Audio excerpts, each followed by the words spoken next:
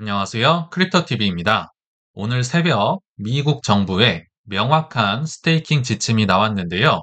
이로 인해서 원래 수혜를 볼 자산들과 의외로 수혜를 온몸으로 받아낼 자산에 대해서도 알아보도록 하겠습니다. 먼저 주요 이슈 하나만 짧게 살펴볼 텐데요.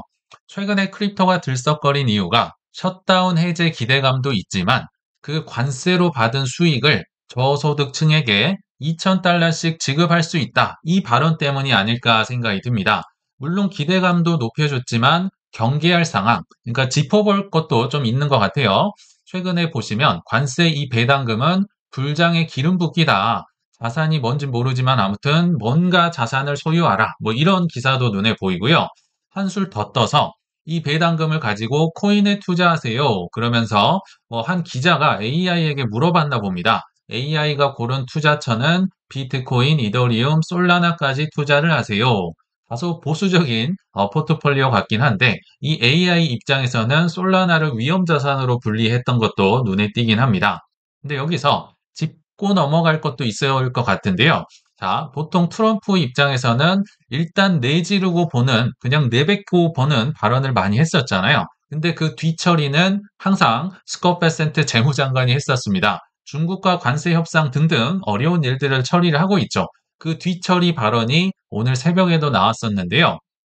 물론 이 2,000달러 현금으로도 줄 수는 있겠지만 스콧 베센트가 초과 근무하면 지급이 된다든지 아니면 팁에 포함을 한다든지 이렇게 간접적인 세제 혜택 쪽으로도 줄 수 있겠다라는 발언을 합니다. 왜냐하면 실무자 입장에서 본다면 이게 거의 전 국민일 텐데 2,000달러씩 부담을 한다는 게 굉장한 부담이었을 것 같아요. 그래서 조금 수습하는 발언이 나왔었다라는 것도 제가 좀 짚고 넘어가려고 했었고요. 그러나 저는 더 중요한 포인트가 뭐냐?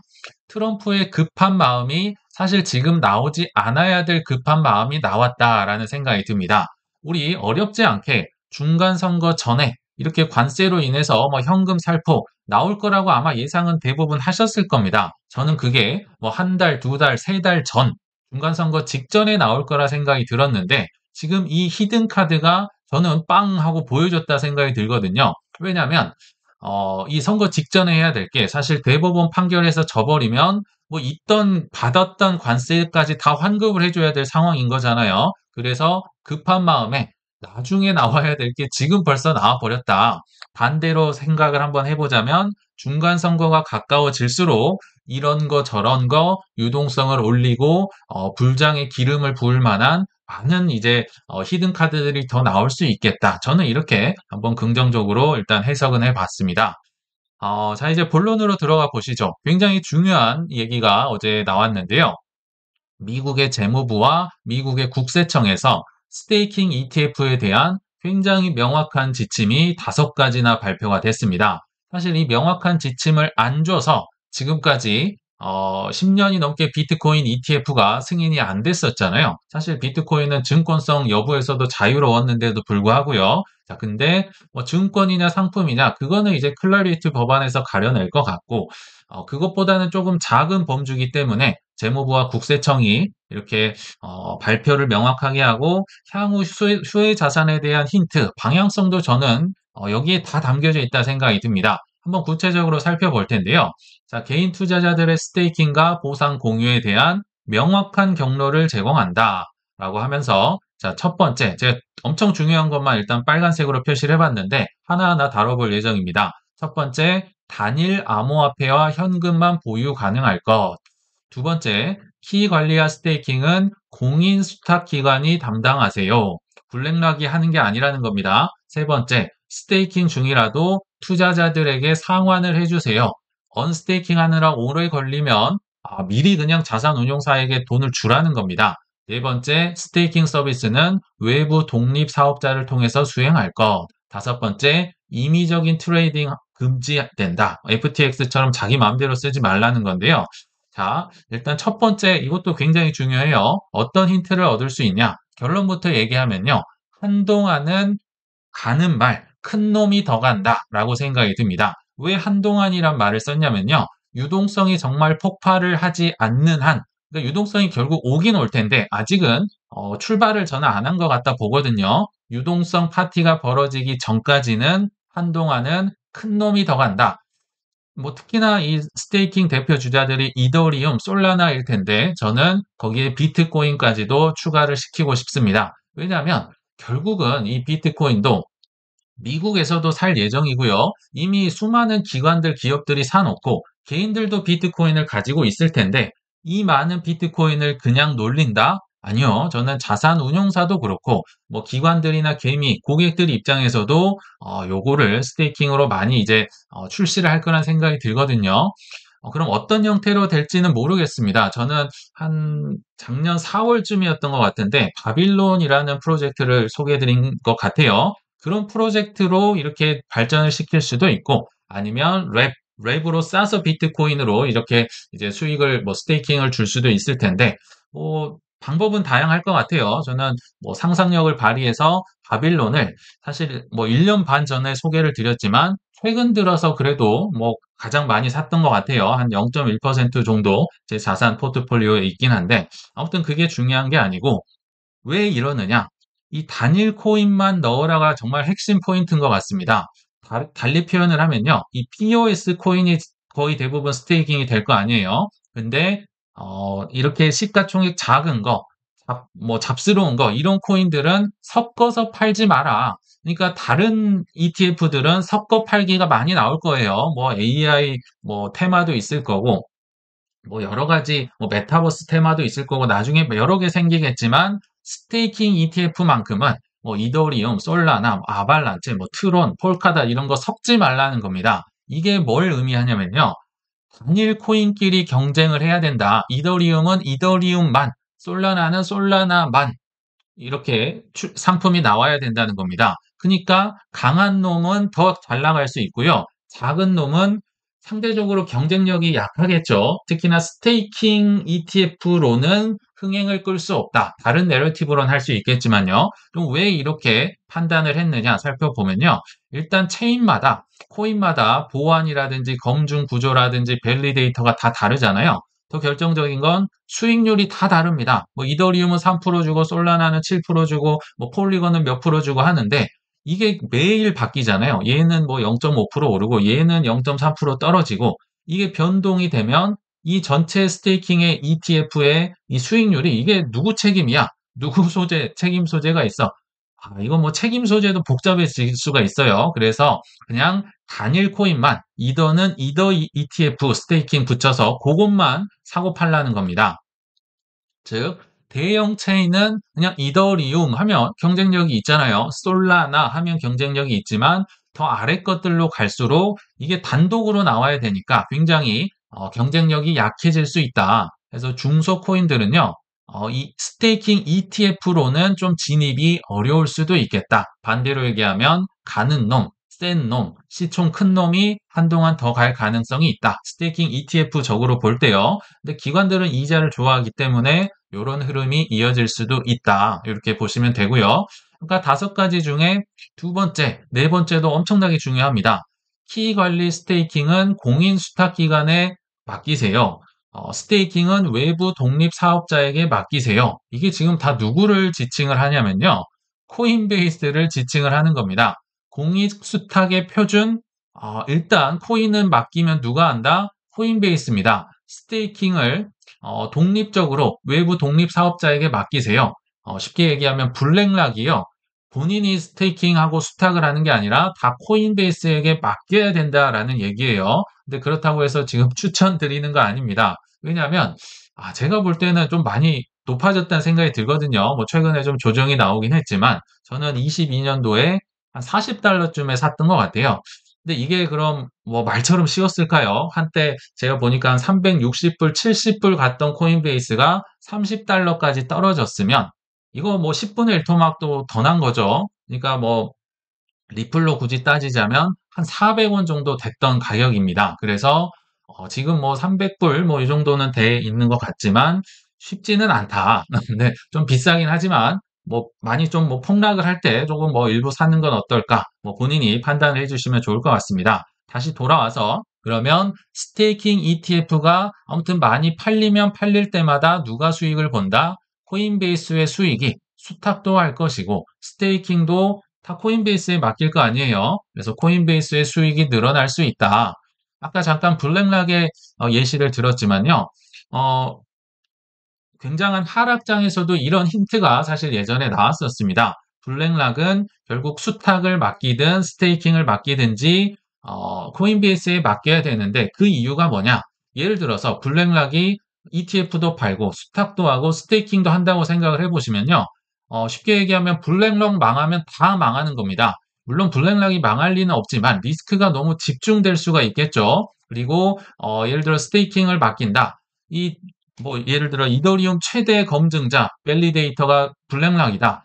이 노드 파워를 가지고 시장을 조작할 수도 있고 이자를 올렸다 내렸다 할 수도 있고 여러 이유가 있기 때문에 그거 다른 사람에게 맡기라는 겁니다. 그래서 이걸 상징적으로 보여줬던 사건이 22년도 8월 달에 있었어요. 제가 이때 당시 코인베이스를 들고 있어서 잘 알고 있는데 정말 22년도는요. 정말 힘들었습니다. 정말 힘들었어요. 제가 농담처럼 리플이 500원, 600원, 700원 계속 얘기를 하잖아요. 코인베이스는요, 50불, 60불, 70불, 정말 그것도 많이 올라갔을 때고, 정말 험한 꼴 많이 오래 당하고 있었는데, 이때 당시에 뜬금없이 블랙락과 코인베이스가 파트너십을 맺었다라고 하면서 거의 일주일간 2배 가까이 올랐던 거, 투자하셨던 분들은 아실 것 같아요. 100불이 좀 넘었던 기억이 나거든요. 이게 사실 지금에서야 발표가 났지만, 이때부터, 즉 하락장 때부터 블랙락과 코인베이스는 이걸 알고 있었다는 겁니다. 요거 제도권으로 들어가면 나눠줘야겠구나. 그래서 파트너십을 맺었다. 이렇게 좀 과거부터 좀 짜여져 있었다 보시면 좋을 것 같아요. 그리고 아까 5가지 중에 3번째와 5번째도 말씀을 드리면 스테이킹 중에 상환을 하게 해주세요. 언스테이킹 기다리지 말라는 거예요. 그리고 이미 트레이딩 금지. 쉽게 얘기하면 기관들은 락업 없이 언스테이킹 기다리지 마시고 아무 때나 돈 빼가세요. 블랙락이 알아서 유동성 가지고 있어서 돈 줄 겁니다. 두 번째로 장난 못 칩니다. FTX처럼 고객들 돈으로 막 왔다 갔다 트레이딩하고 빼돌렸다 이러면 큰일 난다. 이러면 아까 그 5가지를 통해 본다면 결국 기관들의 이 스테이킹 ETF 수요가 늘어날 가능성이 높겠죠. 굉장히 편리하게 분명하게 다 코인베이스도 지정을 하고 상환도 할 수 있고 안전 장치를 많이 마련을 해놨다. 그래서 저는요 미국 정부가 비트코인, 이더리움, 솔라나 물론 이제 뒤에 아발란체도 있고 폴카닷, 트론 여러 가지가 있겠지만 적어도 이 메이저 쪽으로 그리고 거래소도 코인베이스도 있고 로빈후드도 있고 여러 가지가 있겠지만 주로 제가 볼 땐 코인베이스 같습니다. 로빈후드는 이제 주식 코인을 번갈아 가면서 하잖아요. 그래서 이들을 향한 즉 큰 친구들을 향한 지금 명확한 지침을 줬다. 그래서 지금은 여전히 제도권으로 들어가고 있는 단계로 보입니다. 우리는 이제 ETF 나왔으니까 제도권이다 하겠지만 아직도 들어가려면 멉니다. 뭐가 굉장히 전통 금융은 많거든요. 섞어 상품부터 ETF부터 여러 가지를 이제 코인이 들어가고 있는 단계이기 때문에 큰 거 위주로 아직도 들어올 일이 많이 남았다. 즉 유동성이 폭발하기 전까지는 큰 거 위주로 돈이 여전히 들어온다. 부익부 빈익빈이 더 한동안 이어질 수 있겠다. 이런 생각도 드네요. 자, 근데 오늘 좀 코인베이스에 대해서도 조금 더 깊게 다뤄보려고 합니다. 최근에 트럼프가 왕이 되려고 한다. 그래서 노킹 캠페인이 벌어졌던 거 아시죠? 근데 왕이 되려는 건 저는 80세 트럼프가 아니라 젊은 코인베이스다. 굉장히 이거 알아보니까요. 무섭습니다. 저는 코인베이스가 무서워요. 물론 트럼프 1년 만에 크립토로만 무려 14조 원을 불렸고 정말 떵떵거리고 지금 잘 살고는 있지만 나이가 80세입니다.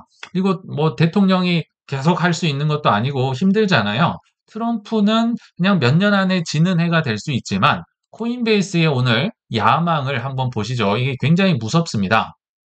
자, 오늘 사실 빼빼로 데이죠. 배우자님들에게 빼빼로 퇴근길에 이렇게 좀 갖고 가시면 어떨까 생각도 들고요. 자, 아무튼 코인베이스가 영국에서 예금 상품을 출시했다.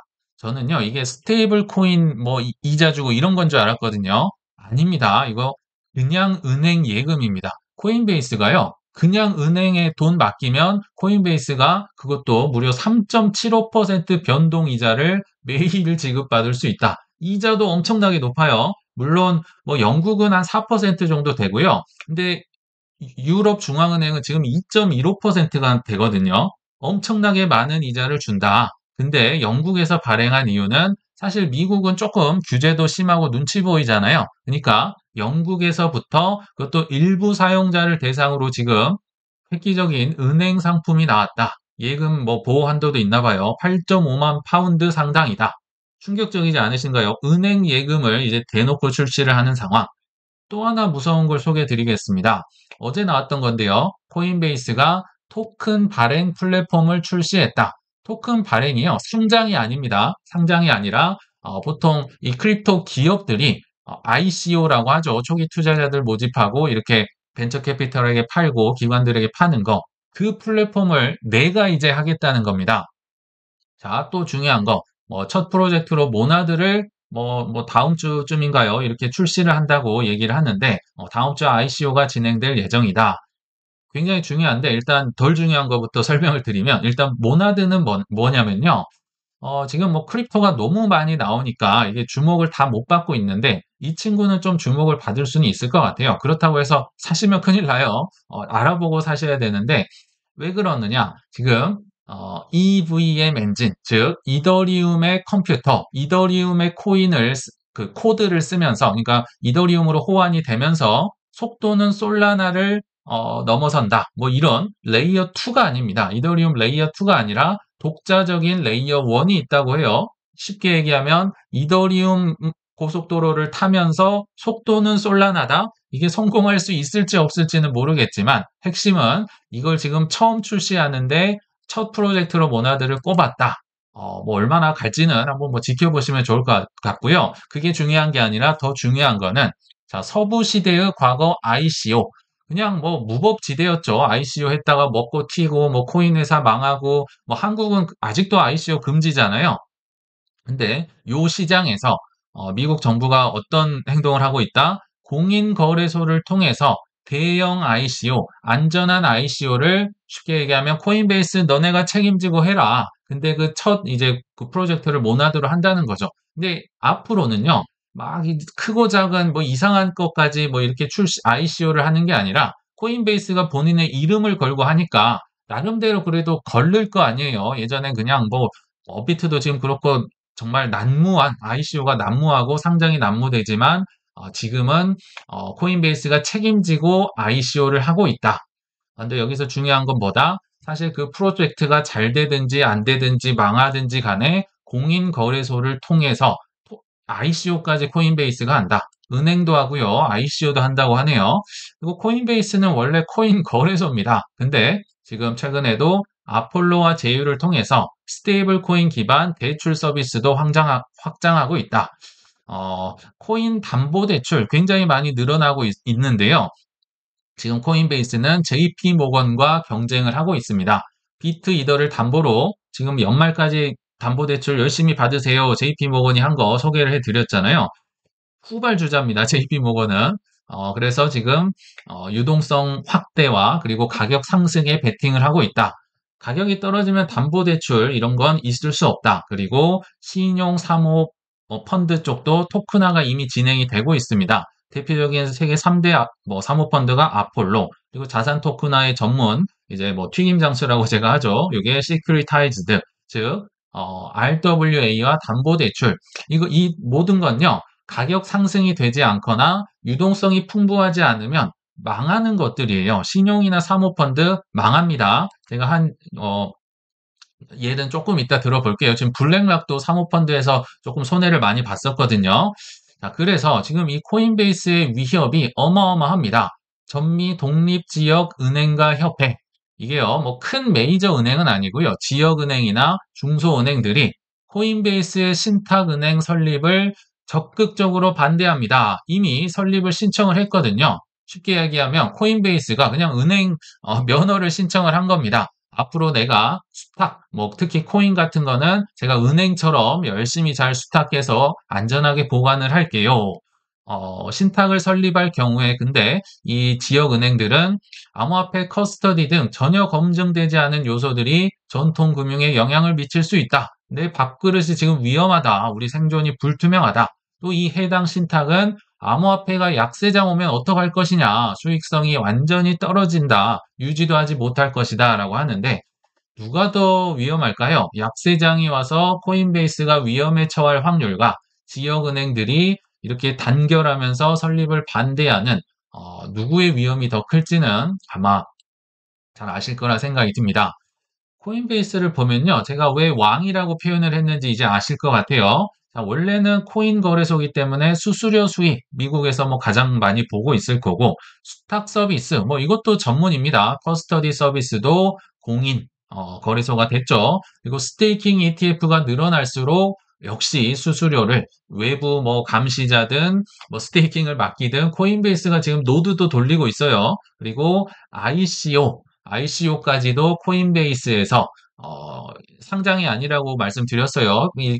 이 개인들, 기관들을 위해서 이렇게 ICO를 할 때는 코인베이스가 담당을 해서 여기에서도 수익을 걷어갈 것이고, 은행처럼 예금, 이제 뭐 스테이블 코인 예금이 아니에요. 그냥 생 달러를 통해서도 이자를 지급하고 있고, 디파이 쪽에도 굉장히 많은 돈을 투자를 해놨고요. 사실 지금 뭐 하이퍼 리퀴드다, 뭐 아스터다, 디파이 쪽이 굉장히 크잖아요.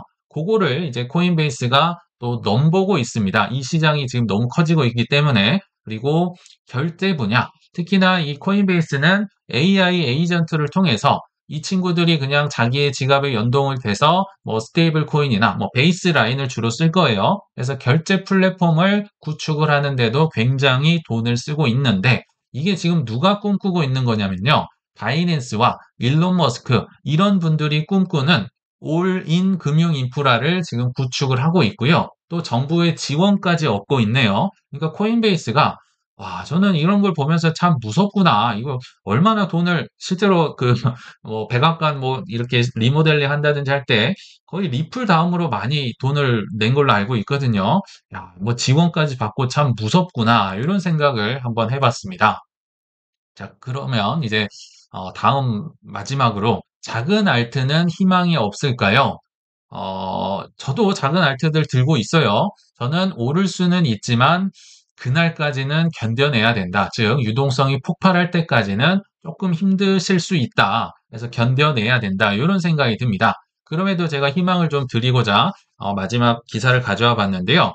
중국의 인민은행이 양적 완화를 재개를 하고 있다. 그래서 이 중국 중앙은행의 이 자산 규모가요. 지금 연준을 조만간 추월할 것이다라는 기사가 나왔습니다. 여기 보시면 이 하얀색이 연준, 그 미국의 패드고요. 이 빨간색이 PBOC, 중국은행이거든요. 근데 평소에는 중국의 중앙은행에 이게 높을수록 유동성이 많다는 거예요. 계속 이겨오다가 팬데믹을 시작으로 뭐 미국이 어마어마한 달러를 찍어내서 지금 추월을 했다가 지금 계속 양적 긴축으로 인해서 두 선이 거의 만날랑 말랑하고 있습니다. PBOC는요, 중국은 6.61조 달러, 패드는 6.62조 달러, 거의 한 끗 차이예요. 지금 54억 불 차이로 따라왔다.